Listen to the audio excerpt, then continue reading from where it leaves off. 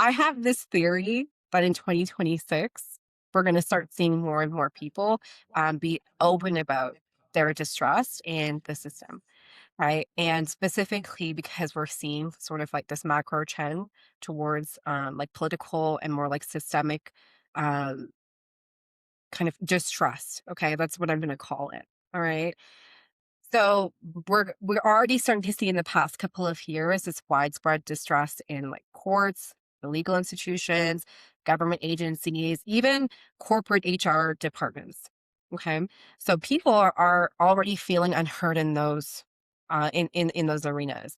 They're feeling overcharged. They're feeling delayed, re-traumatized by the system.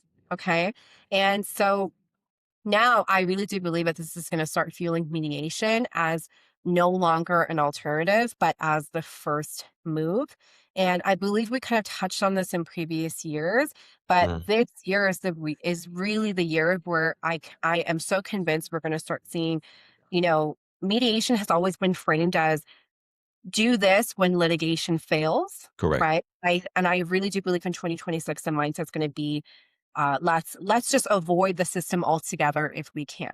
Right. So where are we going to start seeing this? We're going to start seeing this in workplaces. We're going to start seeing this in marriage breakdowns. We're going to start seeing this all across the board. People are already distrustful of the system. So it naturally they're going to start looking for options where they don't necessarily have to go to that system to seek resolutions. They're going to want to do things themselves or of course through mediators, right? Yeah. People want control. They want to be able to make their own decisions. They want a voice. They want agency, right? And not to mention that, of course, there's the usual benefits, which is that mediation is faster, right? It's not going to take years. It's more affordable, but also one really good one that I'm starting to use now is that there's more cost predictability around mediation.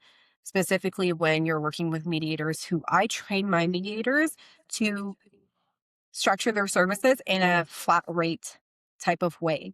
Because the second you start charging hourly, people get right back into that uncertainty and that fear. But as a business owner, as a mediator entrepreneur, when you can say, hey, I've already assessed your situation, here's exactly how much it's going to cost end to end, it gives the consumer, it gives the client so much more peace which is really beneficial, right? So that's my second prediction that we're going to start to see that mediation is now reframed as the first move, not just the alternative when litigation fails.